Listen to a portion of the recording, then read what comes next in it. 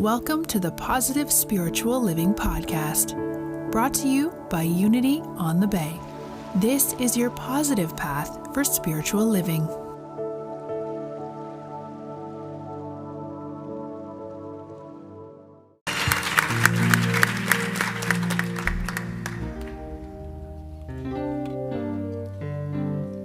You know, Reverend Elizabeth started off by reminding us that being an inclusive community is part of our mission statement. And I look at our amazing music ministry and I see the inclusivity.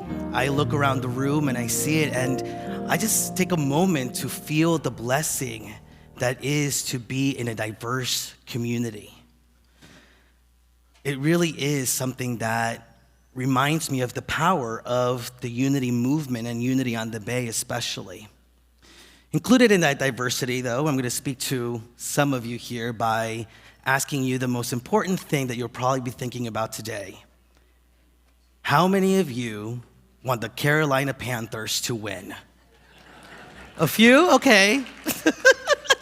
How many of you want the Denver Broncos to win? How many of you think the only winner is going to be Beyonce? I have to tell you, I had to look online to actually see who was actually playing the Super Bowl, as I didn't even know it was going on until just a couple of days ago. So that is as much football as you're going to get from me today, and probably ever. So today, the title of the talk is Hello, It's Me, God. And when I first put the title together, I really thought the direction I was moving into was almost like if you're answering a call, right? And on the other end of the line, it's, hello, it's me, God, like pick up this divine call.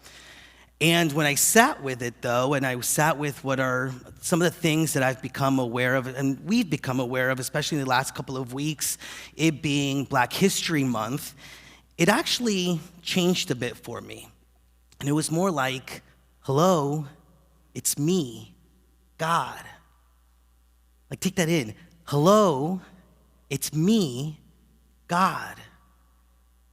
And how it reminded me that sometimes we don't recognize each other as God. And God is always speaking, hello, it's me, God. See me, love me, connect with me.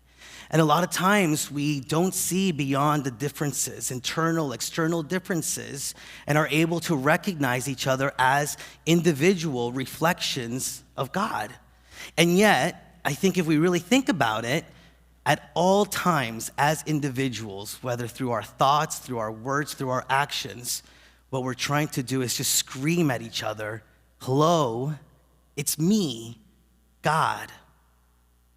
And so what a wonderful opportunity as we celebrate Black History Month to not only celebrate the way in which consciousness has evolved and the great strides that we've made, but what are some of the things that we're still needing to let go of? What are some of the beliefs in division? What are some of the ways in which we judge each other by the color of our skin, by who we are, by what we do, by what we look like? And start shedding it so that we can, once again, recognize that we are all expressions of God. And I have to tell you, what is true for me is that there is still a level of conscious and unconscious racism in our world, in our community, in our country. And it reminded me, this is how far now you can see I go from football to a Broadway musical. If you're familiar with Avenue Q, it was a musical that had little puppets in it, and one of the most famous songs from the musical was called Everyone's a Little Bit Racist. And some of the words were, everyone's a little bit racist sometimes. Doesn't mean we go around committing hate crimes. Look around and you will find no one's really colorblind. Maybe it's a fact we all should face. Everyone makes judgments based on race. And I don't know if I agree with it 100%. I'm sure that there are people that are colorblind, but I have to be honest with you. I stood here a few months back and I told you that my one of my core values was authenticity. And I'm a little nervous about saying this, but I have to be authentic and honest with you that I am not always colorblind. That sometimes color of somebody's skin actually does something for me. And there's a fear in actually expressing it. There's a fear of how it's going to be received. There's a fear of actually even acknowledging it. But as the saying goes, admitting it is the first step in recovery.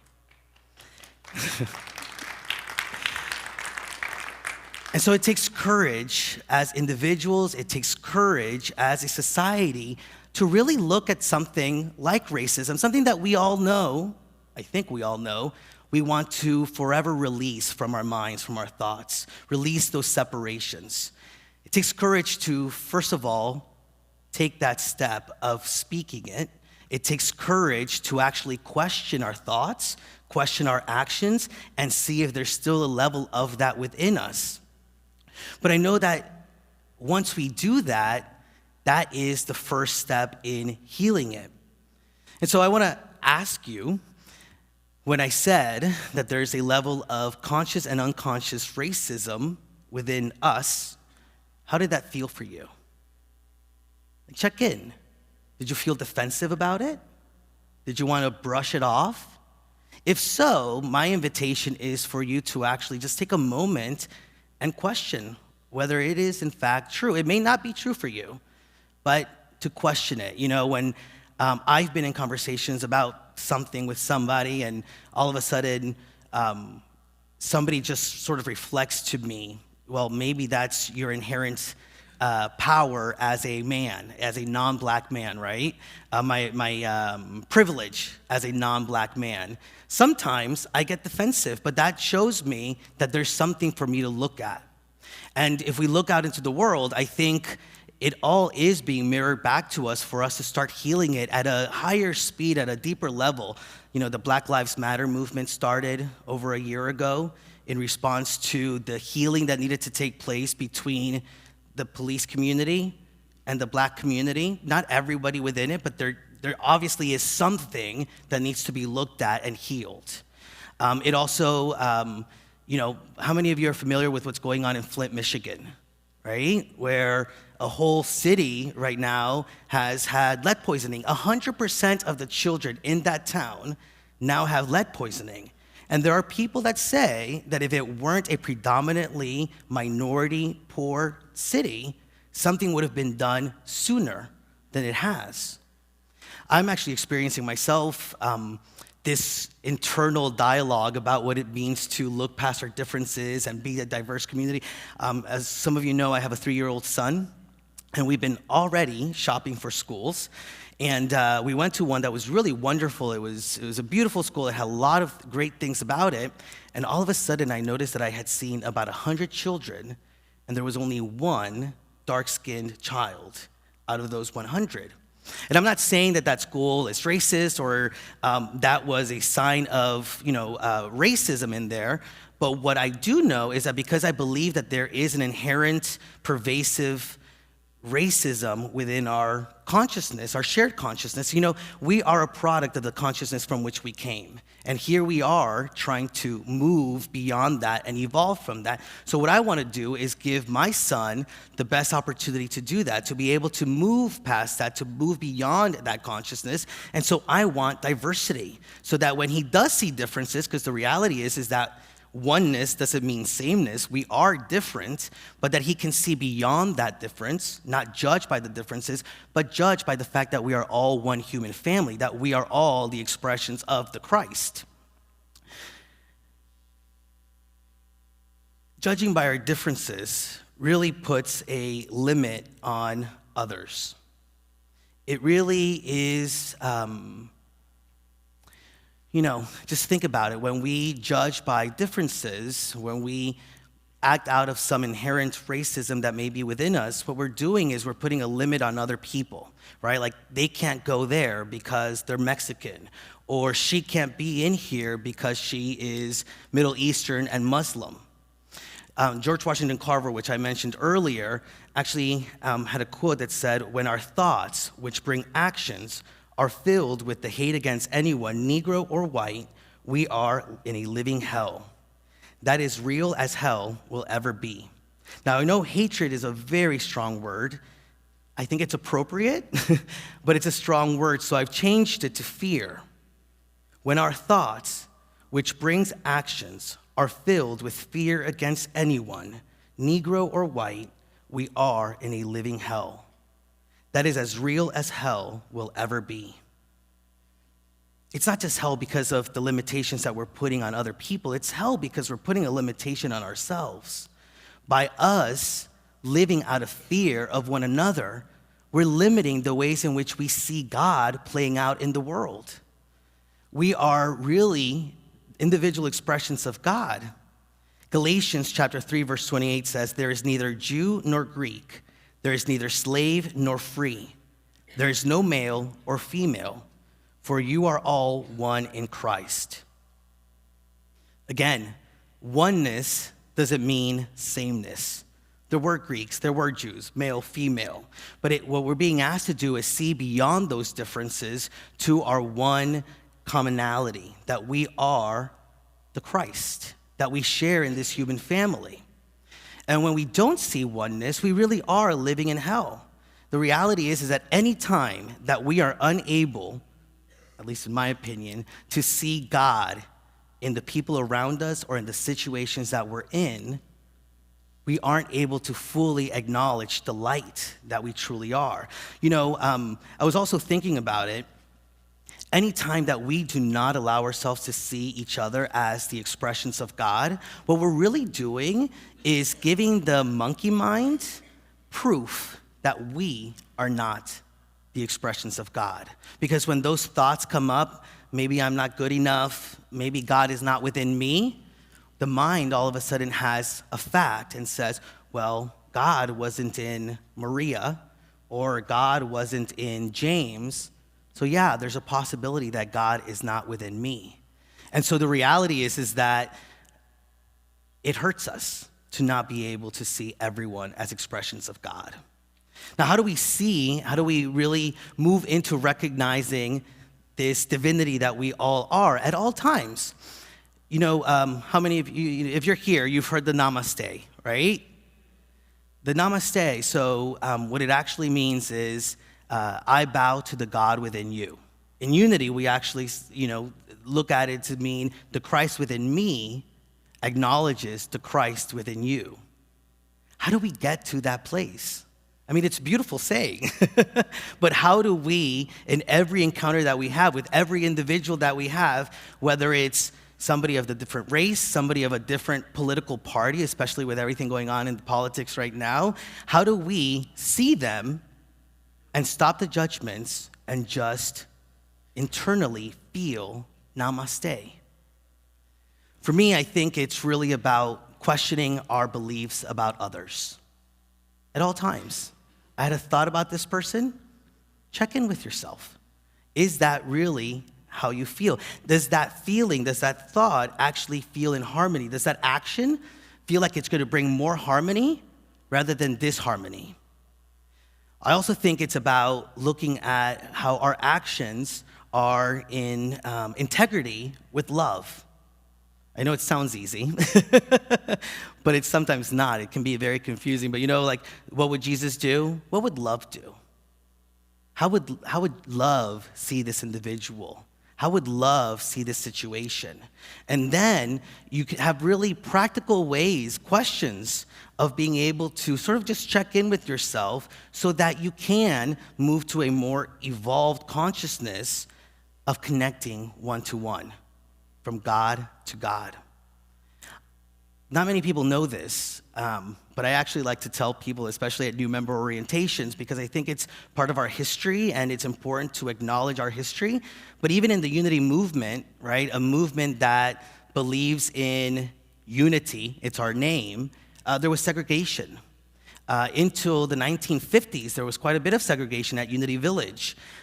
In the 50s, for example, there's a pool at Unity Village, and only white children were allowed in the pool. Until one day, one of the directors, Ralph Ria, actually came over, and he was seeing that there was a conference of Youth of Unity students there, and all the white YOUers were in the pool, and all the black YOUers were outside the pool. And he recognized that that wasn't in integrity with who he was or or what the unity movement was about. And so he simply, literally, it's said that he just said, everyone swims. And since that day forth, the pool was desegregated. It was still in the 50s where one of our more prominent black unity ministers, Johnny Coleman, who for a couple of years had been already in the ministerial program, back then you could take classes at Unity Village if you were black, but you couldn't sleep on the grounds. And so for a couple of years, she was back and forth between Kansas City and Unity Village while her white peers would stay on campus. And in her senior year of ministerial school, she just said, I had enough. Like, this isn't really for me. And her classmates actually created a petition, signed it, turned it into the faculty so that they would reverse the decision. The decision was reversed. And since then, but in the 50s, black students were also allowed to sleep on campus. Now, I mentioned that story once again. I think it's important to acknowledge history, but two, because there's something beautiful about how I can see the evolution of the unity movement. You know, for me, what that shows me is this beautiful movement, this beautiful philosophy that speaks about unity, that speaks about oneness, that speaks about love, can sometimes also be out of integrity, can also sometimes make mistakes. And that allows me to recognize that when I make those mistakes, when I fall out of integrity with those things, that I'm also able to check in, make sure that I'm going to act out of integrity with love, with unity, with harmony, and then shift the things that I need to shift, change the things that I need to change.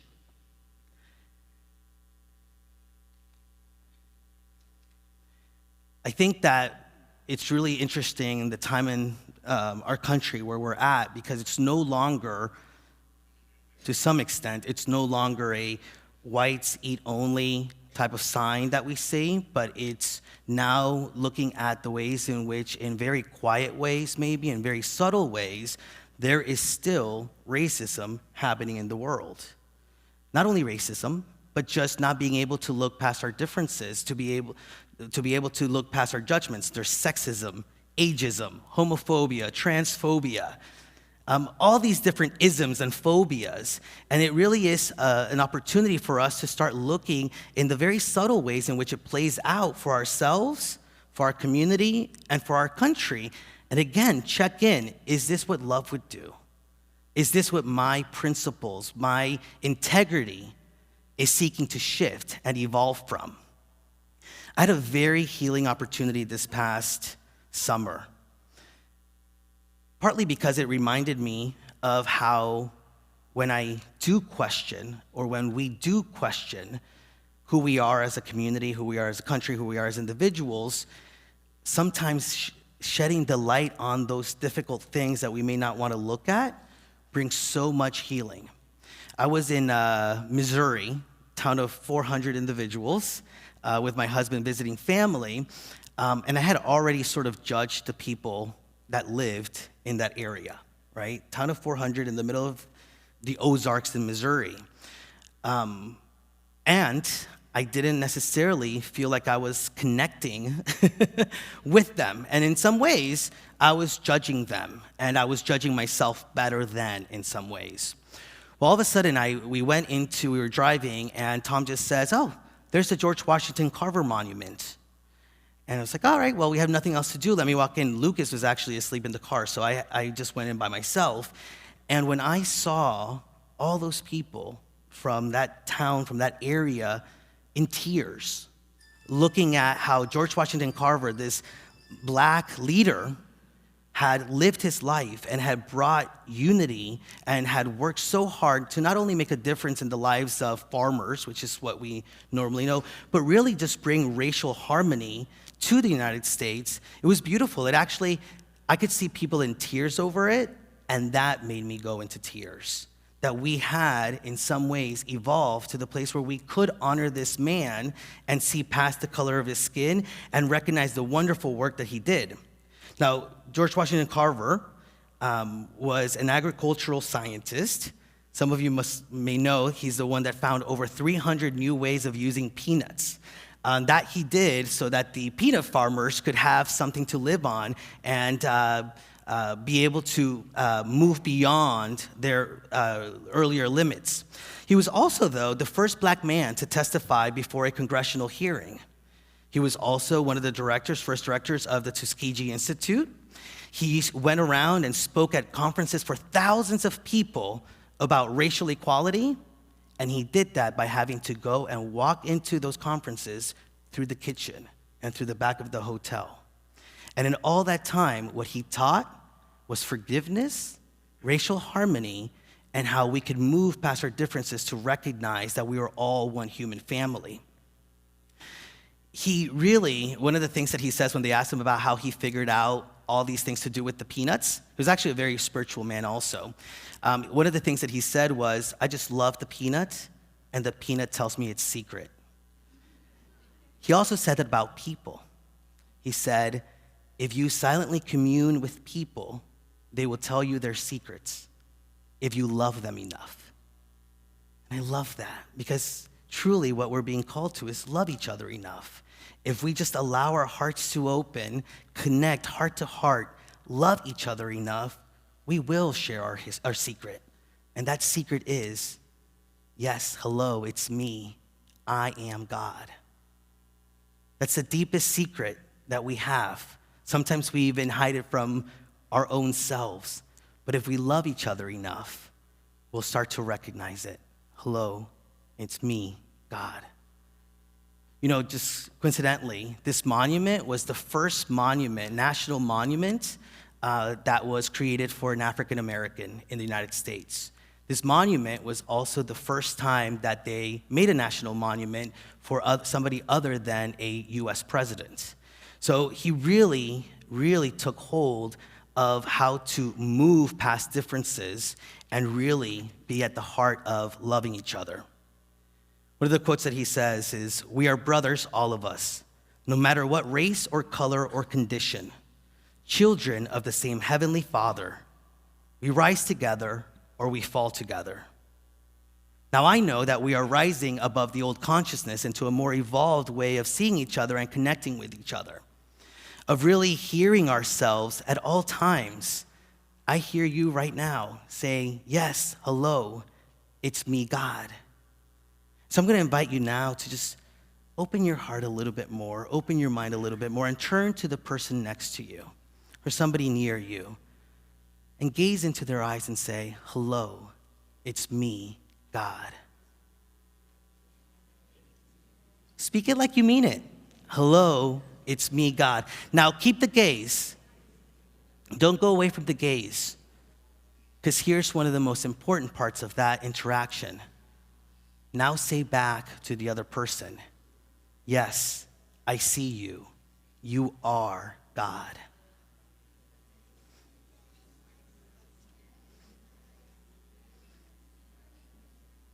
That is actually how we create harmony in this world. That is how we create peace in this world. And so I want you to know right now, yes, I see you. You are God. And I breathe into that. I feel peace, and I know we are creating peace. Namaste.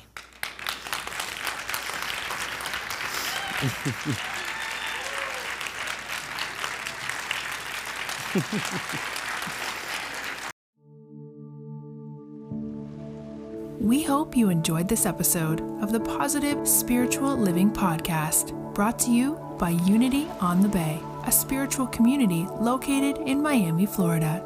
Unity on the Bay is supported by the generosity of its community.